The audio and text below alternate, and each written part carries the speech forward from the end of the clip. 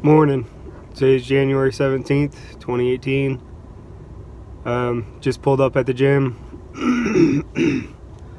We got flurries going on, as you can sort of see. Where are we? Boop, see, snow right there. Yeah, it's not even sure what the temperature is. It's probably in the upper 20s, mid 20s. Windy, which is always fun, makes everything even colder. I got like 3 hours sleep last night if I was lucky, just because by the time I got back to the office to start uploading my video and everything, the upload took like an hour and a half. So didn't get much sleep. I do have a job this morning. I'm supposed to be there at 7. I'll probably get there at 9. The job, they're kind of laid back. The one guy that's usually out there, he's off taking certs, so he's not out there, and he never gets there on time. He leaves early, so like I said, it's not a big deal. Plus, they had me down till 4 this afternoon, which at 4 I need to be back over this way for my physical therapy, so I gotta leave out early anyways. But other than that, hopefully not too eventful. Like I said in yesterday's video, I'm thinking of just telling my company, hey, I can't work before 8 o'clock. That way I just come to the gym in the morning. I mean, the afternoon yesterday was so ridiculous. So all it means is I lose hours, but I sort of on the point that I just don't care. I mean, if all I'm gonna do is work and sleep in my truck, then what's the sense? I mean, don't take it the wrong way, but why live? So just gonna do my thing, and if they don't like it, then I can jog on to the next company. Really don't care anymore. The gym is basically the one place I'm sort of happy. I don't expect to be 100% happy in life. Rare occasions am I happy and forget about how my life is going. So it's just the way it is. Probably end up doing another clip. I don't know if I'll do one right after the gym. I'll probably be in a hurry and want to get out there, and I know I'm going to be stuck in rush hour traffic and everything else, so might not have another clip until this afternoon. But other than that, it shouldn't be too eventful. Tomorrow I got to go do a certification sometime in the morning. They don't, it's anywhere between 9 and 1. So, which I'll probably try to get there at 9, or actually I'll probably get there a little bit after 9, because I'll go to the gym, do my thing at the gym, then I got to go to Bethesda, Maryland to do the cert. So, and ends up costing me $10 out of my pocket to park in a parking garage, just because I'm not going to park 10 blocks away, and walk all the way there when there's a parking garage like a block away from the place. Supposedly there's free parking, but the problem is unless you get there at 5 in the morning, all the free parking's gone. People get there early for their work, and so, but yeah, that's where I'm at. Pretty much it. I already got my lunch with me, so nothing exciting, just a red bell pepper, some broccoli, and a cucumber. So I'm just trying to figure out my diet to maximize my hopefully weight loss and still help with muscle gain type thing. I've been good so far this week. I haven't even cheated on weighing myself, so something tells me I'm probably at a plateau about 290, 295, and that's where I'm going to be stuck until I can figure it out. My 300 plateau moved down a little bit, I guess. So yeah, that's where I'm at. Hit the gym, go to work, ponder the meaning of life, you know, all the fun stuff. And I totally get that everybody goes through this same stuff. I'm no different than anybody else. I'm no special, you know, or not any more special, if you want a little bit better English. I'm just trying to figure it out for myself. I don't know. This area just, like I've been saying, this area just isn't good for me. I mean, it's easier when you live in an area where you're in the same pay grade and classification as, you know, at least 80 to 90% of the people, as opposed to being, you know, down there at 1% and just feeling like crap the whole time. But alright, until later. I already see, you can see cars in the back already pulling in, so I better hurry up so I can go get changed and get on machines before everybody else does. So I'll talk to you later. Hey, just finished up at the gym. Did legs today. This time what I did was I cut the weights down about 50%, a little bit more, which I didn't need to do, but cut them in half so that I can do 15 reps in a set, 3 sets, and I'll start building back up from there. So I did decent on my legs today. Ab, I did 3 sets of 100. First set I did with 10 pounds. Second and third set I did with 25 pounds.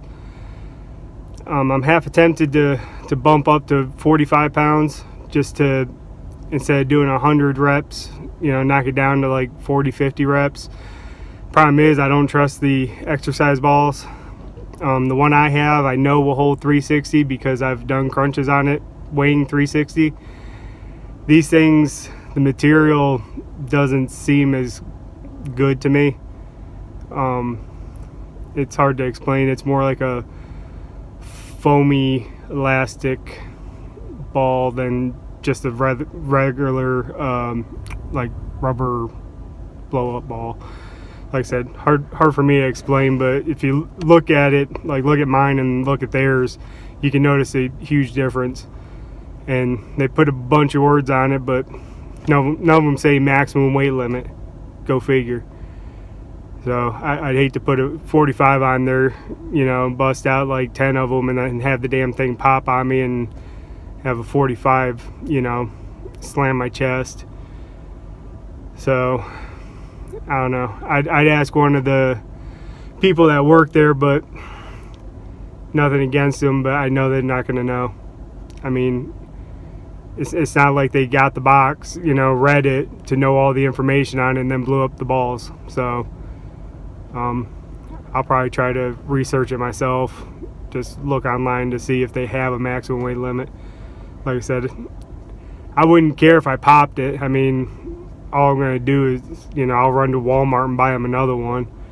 I just don't want to be the I don't want to be the overweight guy that pops the, you know, exercise ball and has everybody freaking out over it, because that's exactly what would happen. Instead of it being a thing where people look over hearing a pop and then go back to working out, it'd be, you know, staff freaking out and everything else because people don't know how to stay calm, you know, even in the dumbest of situations. But anyways, so I did that, did the lower back, 3 sets of 10 with 25 pounds. I might bump it down to 10 pounds next time and do 15 reps and work it up that way. And then I did my my sides just with 10-pound weights. Doing to the right side, it still hurts. I guess that muscle in the hip is still tensing up or whatever. I was gonna stretch it, but of course someone was on the stretch machine, and then, you know, as soon as I finished up, someone else, you know, threw a bunch of bands on the stretch machine to, you know, start using it. So it's like, what the heck? They might have another one upstairs somewhere. I just haven't hunted and searched for it, so it is what it is. Did 15 minutes in the sauna, but sauna wasn't that hot this time. I mean, usually it's a searing dry heat. This time it wasn't anything. So I mean, I got a little sweat out of it. But other than that, I gotta stop back by the office. I keep forgetting my sunglasses, which right now it's cloudy and gloomy, but come midday it'll be, you know, sun will be in my eyes, and then I'll end up with a headache. That's why I prefer to wear sunglasses most of the time. Is, you know, I mean, I can deal with it. It's just why I have a headache if I don't need one. So then I really don't care to wear the clear glasses on a job site. They're not designed for everybody's face and head, you know, and they're annoying as heck. I mean, they scratch real easily no matter what you do, you know, and then they fog up easily and everything else. It's just a pain in my butt.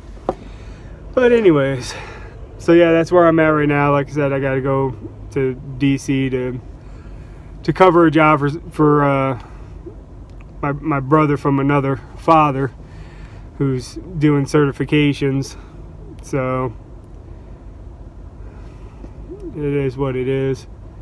I got to go tomorrow morning for my certification, so but I don't have a regular job site anymore because, you know, I had surgery. I was out for 6 weeks. I'm on light duty. I lost my job site, which really ticks me off because the superintendent, you know, head honcho guy, told him in the beginning that he wanted me to stay out there. I knew what the heck I was doing and he could trust me. And the whole time through, he kept saying the same thing. And then, you know, I'll get released next week and I won't get my job site back. So it's just agitating. I mean, they're hitting like 50, 60 hours a week still, trying to get as much done. And like I said, I'll be lucky to hit 40 to 50 hours if I'm lucky. I probably won't even hit 50 hours.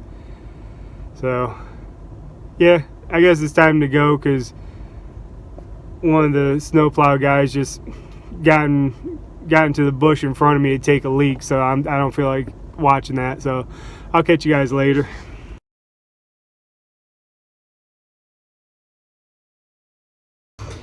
Hey, it's like 1 o'clock. I went out to the job site, saw just about nobody out there. There's probably like 6 people out there. So asked if they went ahead and let, you know, the workers go home or whatever. They said yeah, because we got some snow last night. I mean, some flurries.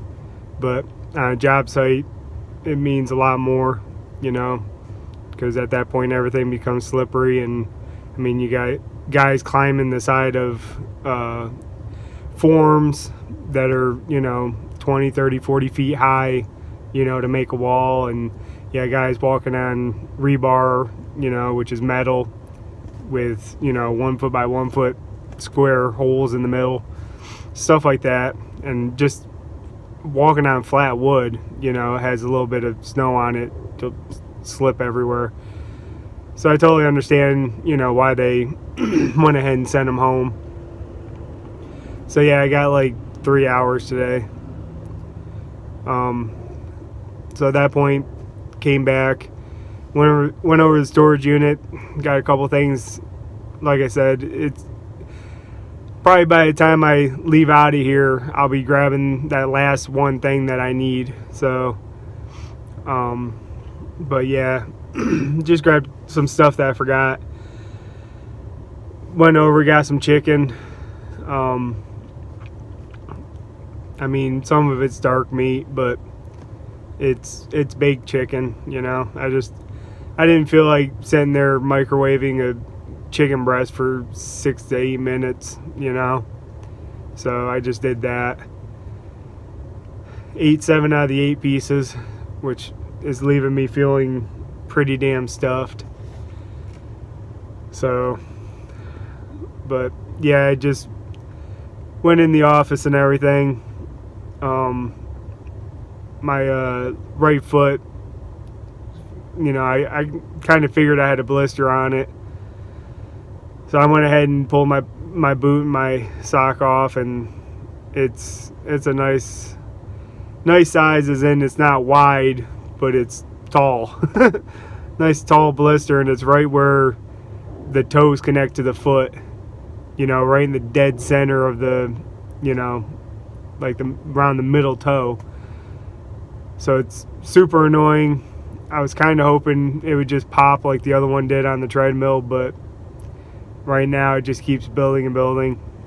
When I go to physical therapy, I might see if they have a needle or something I can use to just pop it, be done with it. But then I noticed on my left foot, I got sort of a rash going. I'm gonna contribute it to the fact that I'm sleeping in my truck, so I don't get to take my socks and boots off. I mean, I could try. I'm sleeping on the driver's side. In order to sleep on the passenger side, I'd have to move all the stuff out, and so it's just easier to get in on the driver's side. Then if someone hassles me, I can just start up and leave, without having to sit there and put my socks and boots on and, move my blankets and get out and go over to the driver's side and all that stuff. I don't think I'll get hassled out here, but you never know. There's always that one guy that just thinks he owns the world. But yeah, I got some rash going on the left foot. Really don't notice it. I mean, if I touch it, it feels itchy, but I tried looking it up, and one thing says it could be stress, which I've been way more stressed than this and never had that. Another thing said it could be part of a blood clot forming, which kind of worries me because sleeping in a truck, you're not laying flat down, so you're bent at the knees like you're sitting, so you're not going to get the blood flow that you normally would get. And I know the first week or so, I'd get up, my feet would feel kind of like they're still asleep, and it would take a while to get the blood flowing back through them to get them. I mean, it would take like 3 or 4 hours to get it, get the feet feeling normal again. So, but I mean, there's not much I can do about it. So, I mean, there was other things it could be, but like I said, I'm thinking it's more because they're stuck in socks, stuck in, boots. I'm not going to say my boots are brand new. I mean, I need a new pair. Around the ball of the foot is wore down to there's almost a hole going through them. Unfortunately, when I walk, I have a tendency to kind of not use my heel as much. It's almost like I walk on the balls of my feet,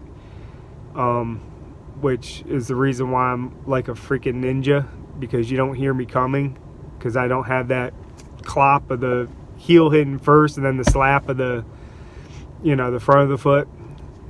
But unfortunately, it wears down right in the center of the ball of your foot, and I mean, I have some inserts put in them, but they need to be replaced. But I mean, on top of that, my work boots, I need to get those replaced. I've had those for 2.5 years. The problem is the other problem I have with walking is I've twisted and sprained and broken my ankle so much that my feet don't walk like most people are straight. Mine are crooked. So I wear out like this side of the boot, and after a while, that's one of the reasons why I feel it in the lower back. I think it was last year or year before. Actually, it was a couple years ago. I was walking and my back just kept killing me, and I finally looked at my boots, and I mean they had such an angle on them. I finally broke down, went out, got a new pair of boots, and a couple days later my back felt fine again. So I need to figure out a way to scrounge up some money to buy some boots. The company boots, I mean, I can go to the boss, show him my old ones, and you know, I should be able to get it. This company, they give you $200 toward boots. You got to go to Red Wing, and I mean the boots lasted great. I'm not going to complain. Those and Timberland, I've had a pair of Timberlands, and I mean they lasted forever. It was finally the soles just wore out. I mean, other than that, they were great. So, and the beautiful part is, like I've told you before, I don't pay full price for a brand name. So the Timberlands, I just happened to walk into a Timberland store, went over to the clearance rack, and they amazingly had a pair of black boots in my size, which is exactly what I was looking for $50, marked down from $200. At that point, I'm willing to pay the $50. Like I said, I know Timberland's a good name, and I mean they lasted me 4 or 5 years, and that's me wearing them like every single day on job sites, and you know, working on trucks, and you know, doing barbecue and just everything. You know, just they lasted phenomenal. But I still can't see spending $200 on a pair of boots. You know, even though they last that long, I mean, at that point it's like $50 a year. But $200 up front, man, it's hard on some of our wallets. So, but yeah, so I need to get with my boss and see if I can get a new pair of work boots. Problem is, they end up being steel-toed, and no one likes wearing steel-toe to begin with, and in wintertime you really don't want to wear them because they're steel, so they're going to be cold, and then your toes are going to be freezing. So, you know, I mean, I can wear thicker socks, but it really don't matter. Yeah, I get so many telemarketers calling me on my company phone. It's ridiculous. But that's where I'm at. I mean, I took 2 little clips of my feet. If you don't want to watch, just sort of skip past the next 2 clips. I think the one's like 12 seconds. The other one maybe 25 seconds. I mean, it's nothing disgusting. It's not like there's a hole in my foot or anything, but I don't know. Once again, this video is about, you know, my life. That's part of my life. It's attached to me. It's a part of my life. So I was gonna go for a walk, but it is freaking cold out. The wind is making it ridiculously cold. So that and the blister, I don't think I feel like going for a walk with that stupid blister going. And I really don't want to force it to where it starts to go into the toe, because that will definitely suck when I go to pop it. So, but other than that, like I said, I got physical therapy at 4. I might try to go in early to see if they can squeeze me in sooner. And yeah, that's pretty much today. I got my certification I gotta take tomorrow, so I gotta study for that, which is funny because I copied all the study material for it, and it was a huge stack of papers. And then one of our engineers, he's like, "Oh, here, I simplified it." So now it's that thick. It went from that thick to that thick. So I'm curious to see if this study guide has all the material I need, or if I'm gonna fail again because I don't have all the study material that I need. I mean, I took the other ones like a year ago, so I don't exactly remember everything that was in there. And plus, when I took it, it was one big test. Now they split it into 2 tests. So that, and the engineer told me that she couldn't find one of the chapters. So it's like, sweet, I automatically get to start off with 1 or 2 answers wrong because I don't have all the chapters. That's nice to know, you know. Oh, I looked on the internet, I found chapter 1 through 4 for free, but I couldn't find 5. I'm like, yeah, because they don't give away ASTM standards. You have to pay for all that stuff. Any study material for what I do, you have to buy. You can't put it on the internet. They literally will tear it off the internet if you try to put it on there. I'm surprised there's a couple YouTube videos out there, but those are people showing you how to do the testing, which is different. It's not them showing you the study, you know, the actual ASTM standards for you to sit there and copy. So that, you know, I get, but ASTM standards, like I've looked up 1 or 2 of them, you know, just punch in the number and it'll give you a very, very vague what it is, what it pertains to. But then if you want to know anything more that's in there, you have to buy the standard. It's like, it's ridiculous. And we're not talking cheap, you know. I mean, our company, I don't know, I'm assuming they have a subscription or something to it. I'm sure companies, you know, with multiple technicians have subscriptions where they just pay so much a month or something. But when I first started, they, you know, gave me a little thumb drive with, you know, some of the certifications, and, you know, some of it was just what you need to know. Like, you need to learn this ASTM standard, you need to learn this one. But they don't give you the actual ASTM standard. I'm like, well, then this thumb drive is useless. If you don't give me the study material to actually study it, you know, there's no sense telling me what I need to study. Tell me, you know, give me the stuff that I need to study. So, yeah, this, like I said, looking into getting out of this line of work, it's ridiculous. I mean, we got a guy, been doing this for 18 years, you know, started out being mentored by 2 engineers that have been in the industry for like 30, 40 years, learned all types of stuff. He went out, got all types of certifications. I mean, it was ridiculous. Like, he had all this stuff, 18 years, and he's not making that much to begin with. I'm like, it makes no sense, you know? And then how they sort of classify us. Like, I'm classified a Tech 2. It's like, maybe in your eyes, because I don't have the papers that state that I know this and that. But, you know, in my eyes, I'm a higher tech than that because I've done it all. You know, I've been on the job sites, I've done it, I know the standards, I know what I'm supposed to do.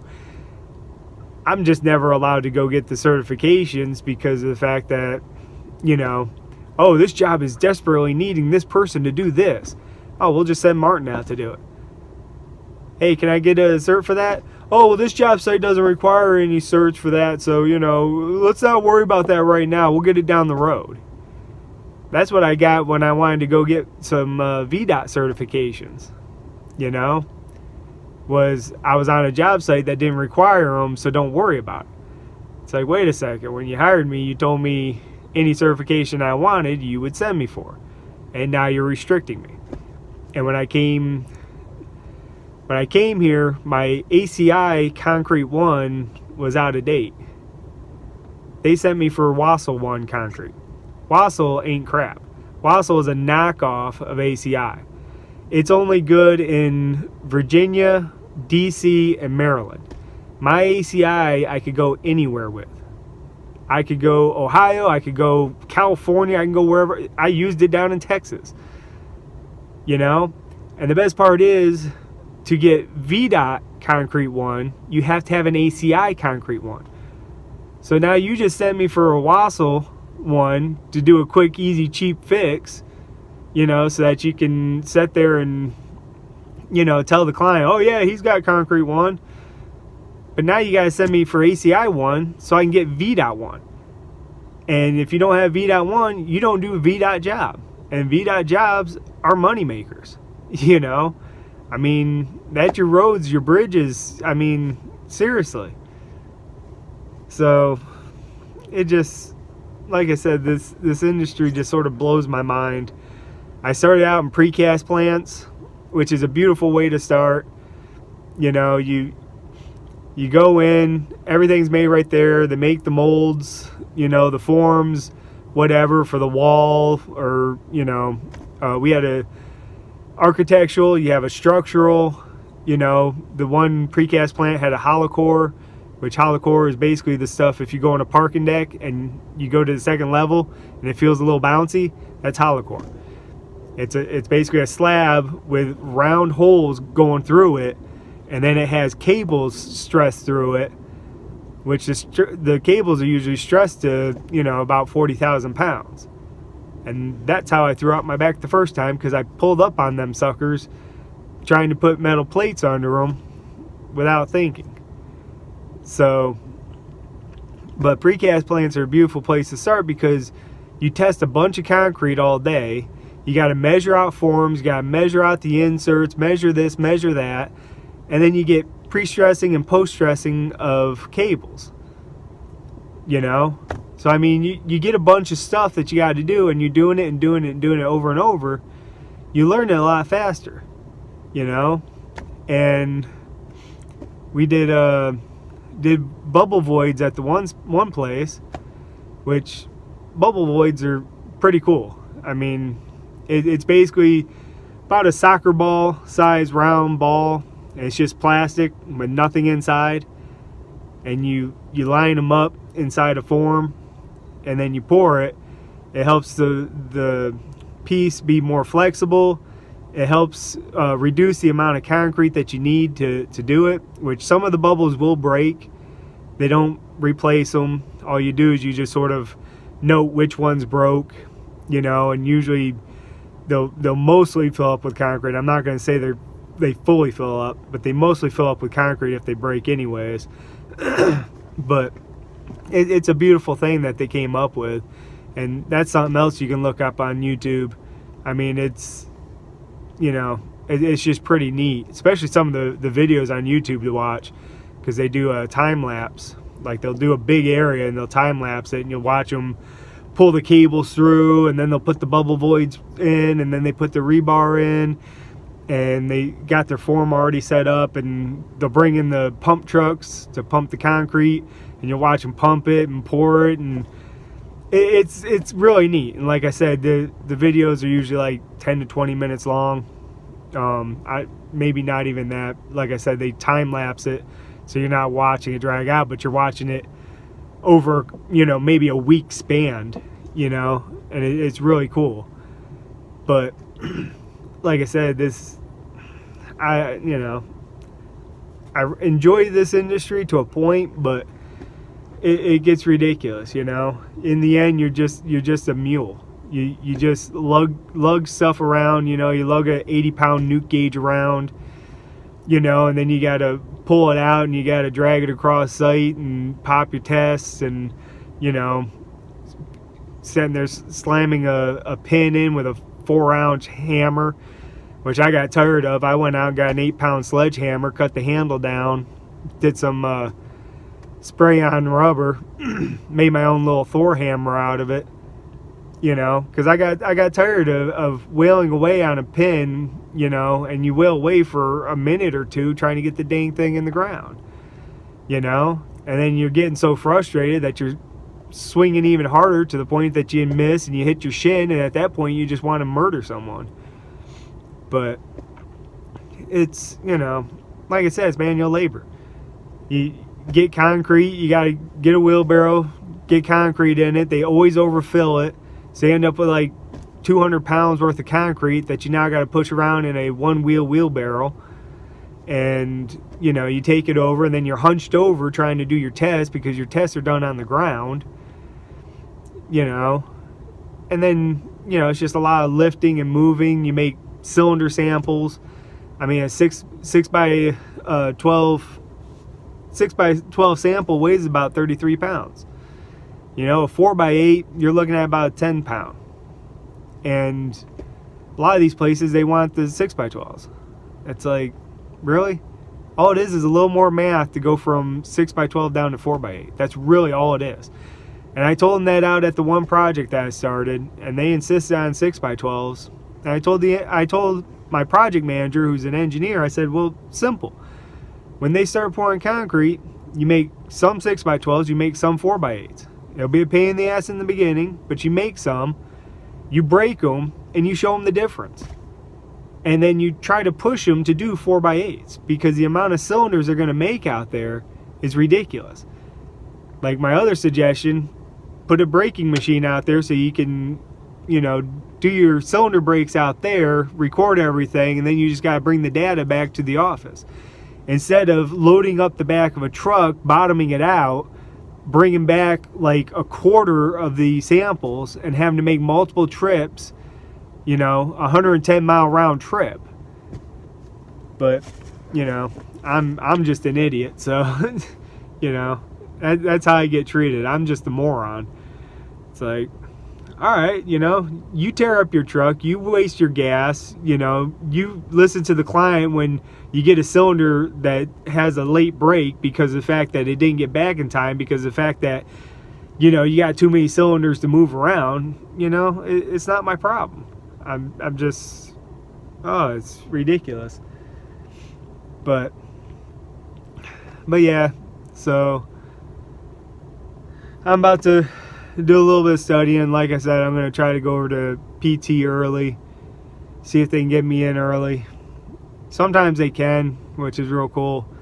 Sometimes, you know, there's not much they can do. I mean, there's usually like 2 girls there, and, you know, sometimes they can get like 6 people going at one time, which means they're bouncing around, plus trying to put the information in the computer as to what they did, how much, and all that.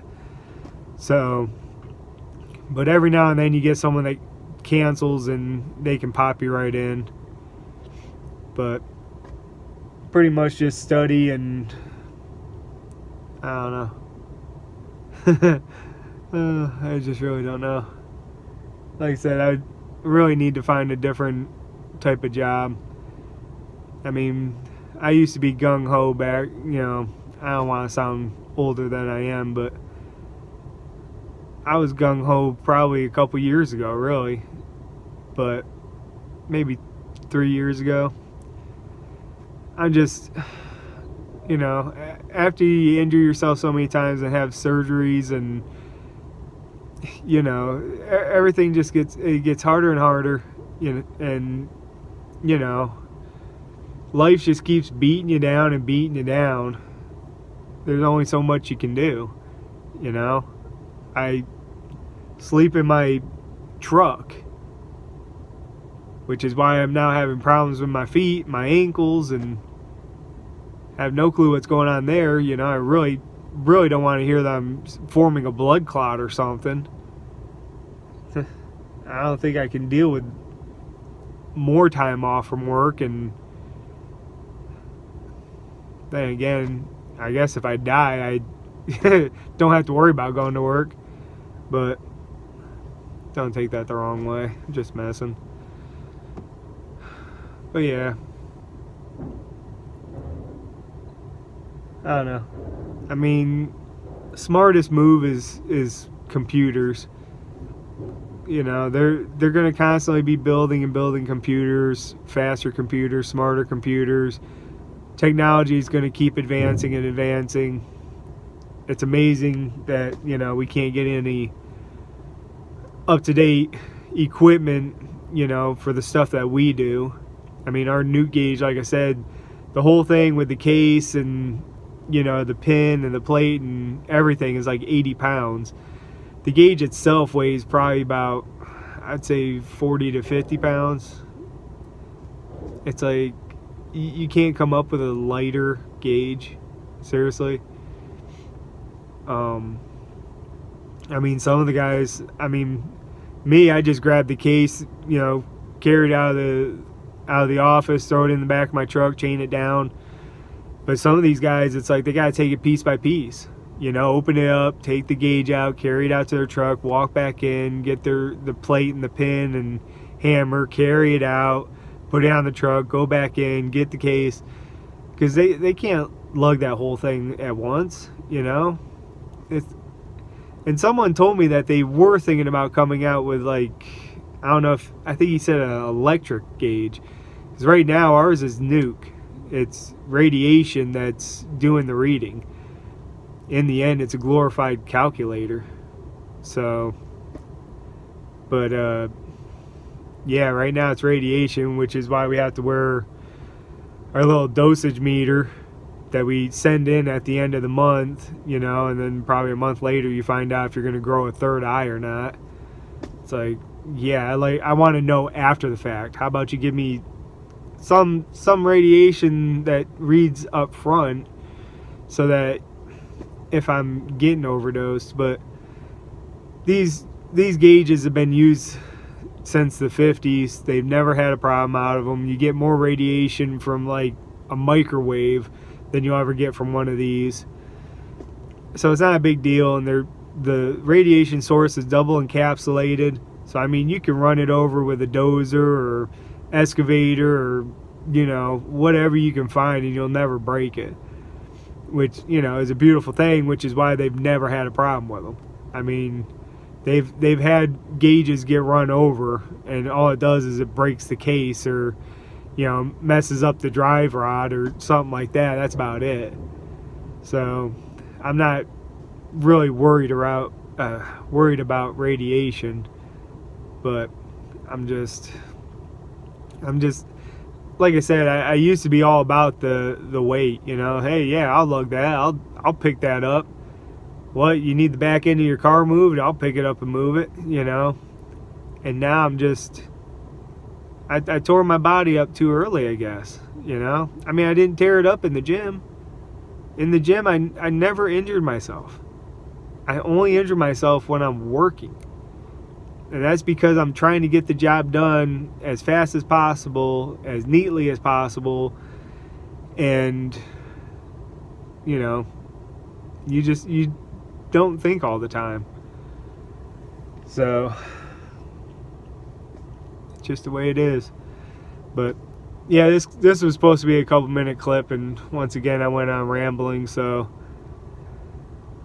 I'll go ahead and cut this one off here, and like I said, I'll get you another end of the day clip, let you know about physical therapy, how that was, and yeah, go from there. Alright, I'll see you later.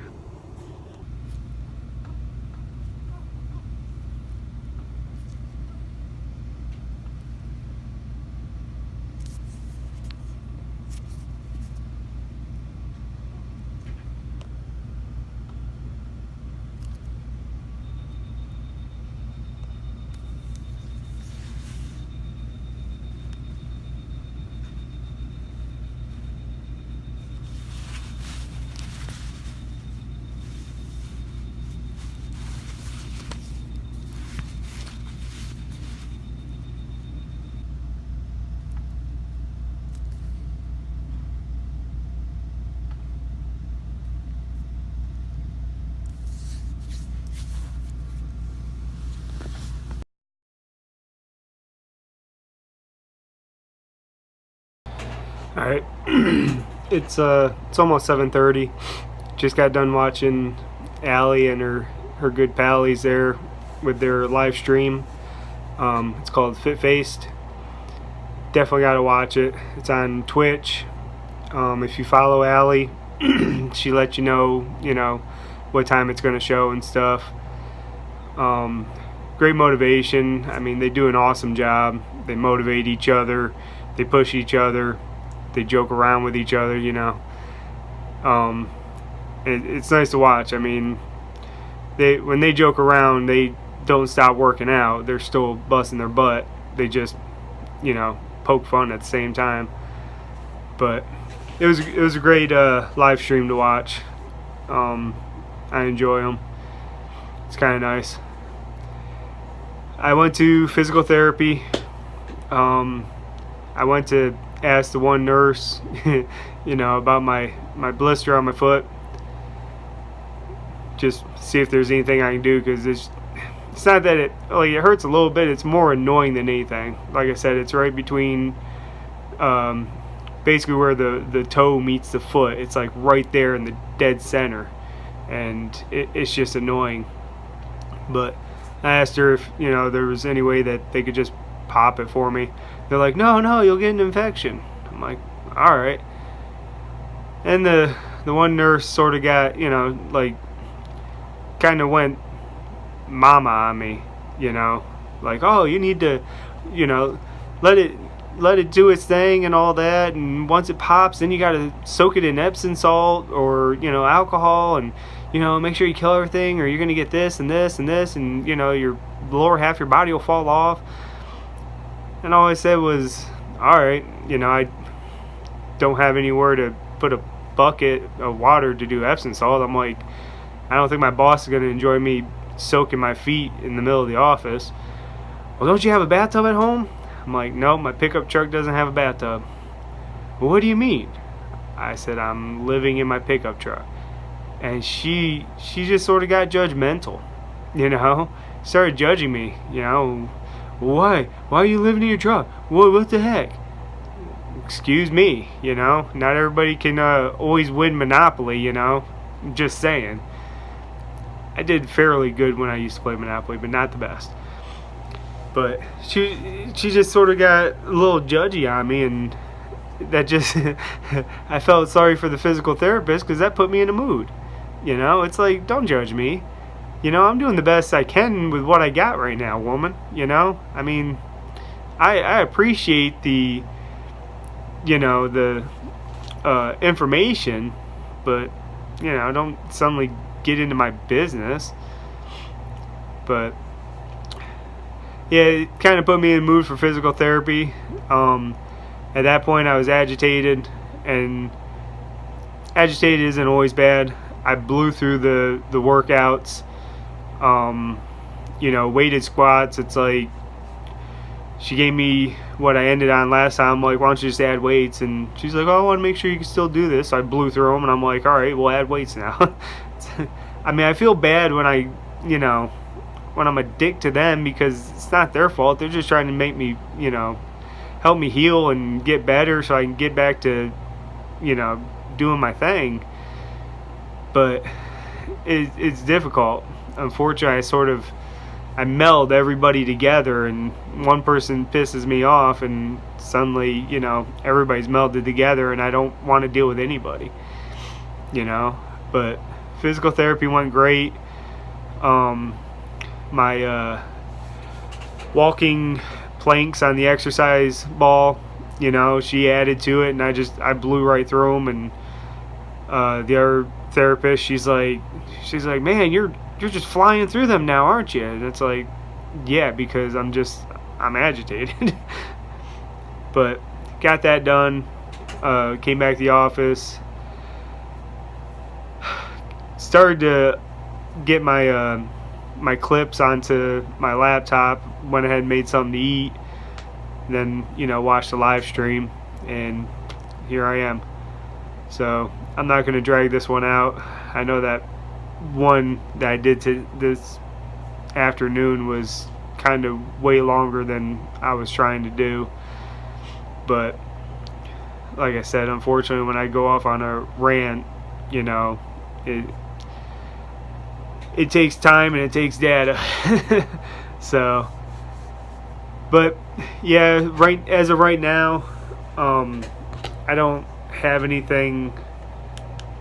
Yeah, I don't have any work lined up for tomorrow.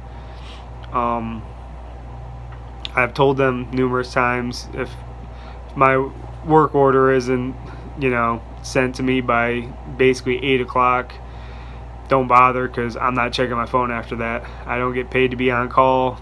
That thing's not a pager. It is what it is. I'm tired of them sending out a work order at 9:30 at night and expecting you to get it. It's like, no, I'm like every other technician. That cell phone, I'll look. they're supposed to have it by 6 p.m., and a lot of technicians will look at 6 p.m., nothing there. They turn their phone off and put it, throw it in the corner. The one guy, he had nothing, no work orders, and almost noon, he gets a work order, to go pick up samples. It's like, no, don't just send out a work order. You call him to see if he's going to answer first. If he doesn't answer, send a text message. After 5-10 minutes, assume that he doesn't have his phone, because that's kind of horse crap to, like I said, think that those things are pagers and we're on call 24/7. And he's like, if they would have called me, I would have told them no, because in the end it was 2 hours. He's like, it's not worth my time to get ready and dressed and go out to the site, get the sample, bring it back, and then he spends more time in traffic getting to the office to get started and going home than he would to do the job. I mean, I wish people would get a little common sense and think once in a while. But like I said, I'm not going to drag this one out. Tomorrow I'm going to hit the gym in the morning. Hopefully I can catch up with one of the engineers. They had some meeting in Richmond for a day or two, so there's like none of them in the office. But the one that does the scheduling, I need to get with him and let him know I'm not working before 8 a.m. anymore. I'm going to the gym. Those 3 hours of mine, I'm done being on call. So screw all that. I'm doing me. It's I need to fix me and and get myself healthy and get myself in shape and do what I want to do. Do what I love to do. I love to work out. Right now, I'm not gonna say I'm 100% balls to the walls, ready to gung ho, let's get this done. But I'm motivated, after the first back injury, when I started lifting again, that's what it was. It's like I'd work and then I'd go to the gym for 3-4 hours. You go home, you eat, you go to bed, get back up, do it again. But the only reason why I sort of cared about going to work was because afterwards I was going to the gym. Or beforehand I would go to the gym and then go to work, and then you're sort of like, oh, I'm ready for this to be over so I can go back to the gym. And that's the thing. Everybody's got their thing that they love to do. Some people love to go snowboarding, some rock climbing and stuff like that, surfing, and they'll do it every free second of their day. They'll go and do it. And that's what I used to do. Every free second I was lifting weights because that's what I love to do. And I'm trying to get that passion back. It's difficult because I'm going from the passion of strength training, of watching yourself get bigger and watching your weights go up, and now I'm trying to build that passion up in more of endurance, but basically at this point just trying to slim down, trying to get my pant size down, trying to get in a decent shape so that I can come up with new goals, which would be the more of the endurance at that point of I've ran one 5K in my life, and that was when I was down to, I think I was at like 230 at the time, and I was the last half mile I sprinted, because that's what I learned back in high school. I used to run, last high school I went to, I would take lunch and I'd go running with the soccer coach. I didn't play soccer, but he knew how much I liked to work out and everything else, and he's like, hey, I'm going for a run, you want to go? It's like, alright. So we'd sit there and go for a run, we'd talk along the way, and he was a great guy. And then we'd get like the last half mile before the school, and he'd be like, all right, let's see who the loser is, and he'd just start sprinting. And it's like, nah, I don't think so, son. I'd start sprinting too. And I mean, it killed me, because you would think after running a long distance you'd be dead tired, but I would fly right past him, and he's like, dang, he's like, I'm just getting too old. But like I said, I can build on the endurance right now to a point. It sucks when you're heavy. I mean, nobody with a gut likes to run and feel their gut slapping around and everything else. It's not fun. If you ate or drank anything, you feel it sloshing around, and it's not a beautiful thing. But like I said, I can work on it to a point. Main goal is to get the weight down, and then from there I will go, CrossFit, or I'll go something a little more extreme, because at that point I'll have the weight off. I won't be as worried about my back, my knees, hopefully my neck, and I'll just be, ready to get it done. And I don't think I'll ever run a Tough Mudder or any of those, or a Spartan or anything. I'm sure I'd probably just injure myself, but those things seem pretty cool. They got people that you look at them and it's like, really, I don't see you doing it, and they'll push themselves and they'll get through it, and and it's amazing. That's just truly awesome. So, but like I said, I'm rambling on again, dragging this one out. So, all right, until tomorrow, remember, you be you, because in the end, you are awesome. Thank you.